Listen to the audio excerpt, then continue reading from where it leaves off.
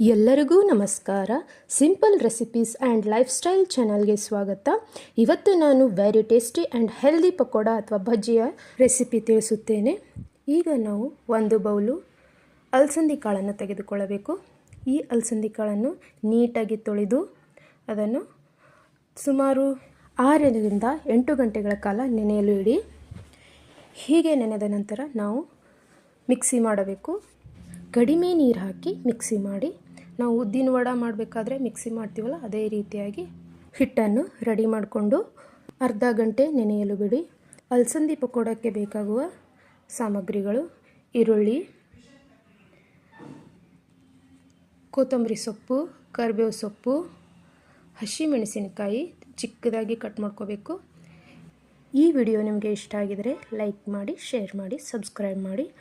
ಈಗ 1/2 ಸ್ಪೂನ್ ಜೀರಿಗೆ ಹಾಕಿ, ಅರಿಶಿನ ಪುಡಿ ಹಾಕಿ ಸ್ವಲ್ಪ, ನಂತರ ಅದಕ್ಕೆ ಧನಿಯಾ ಪೌಡರನ್ನು ಹಾಕಿ, ನಾವು ಹಿಂಗನ್ನು ಹಾಕಬೇಕು. ಇದಕ್ಕೆ ತುಂಬ ಚೆನ್ನಾಗಿ ಬರುತ್ತೆ.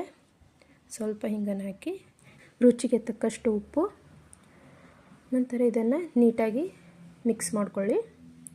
ಹೀಗೆ ಮಿಕ್ಸ್ ಮಾಡ್ಕೊಂಡ ನಂತರ 1 ಬೌಲು ಕಾರ್ನ್ಫ್ಲೋರ್ ಹಾಕಬೇಕು. ಇದು ಚೆನ್ನಾಗಿ ಕೋಟಿಂಗ್ ಕೊಡುತ್ತೆ ಪಕೋಡಕ್ಕೆ. ಕಾರ್ನ್ಫ್ಲೋರ್ ಬದಲಿಗೆ ಕಡಲೆ ಹಿಟ್ಟು ಕೂಡ ಹಾಕಿಕೊಳ್ಳಬಹುದು. ಈಗ ಎಣ್ಣೆಯನ್ನು ಕಾಯಲಿಟ್ಟುಕೊಂಡು, ಎಣ್ಣೆ ಕಾದ ನಂತರ ಈ ರೀತಿಯಾಗಿ ಬಜ್ಜಿ ಶೇಪಿನಲ್ಲಿ ನಾವು ಪಕೋಡವನ್ನು ಎಣ್ಣೆಯಲ್ಲಿ ಬಿಡಬೇಕು. ಮೀಡಿಯಮ್ ಉರಿಯನ್ನು ಇಟ್ಟುಕೊಂಡು ಕರಿಯಿರಿ. ಇದು ತುಂಬ ಹೆಲ್ದಿ ಪಕೋಡ ಮತ್ತು ತುಂಬ ಯೂನಿಕ್ ಆದಂಥ ಪಕೋಡ ಇದೆ.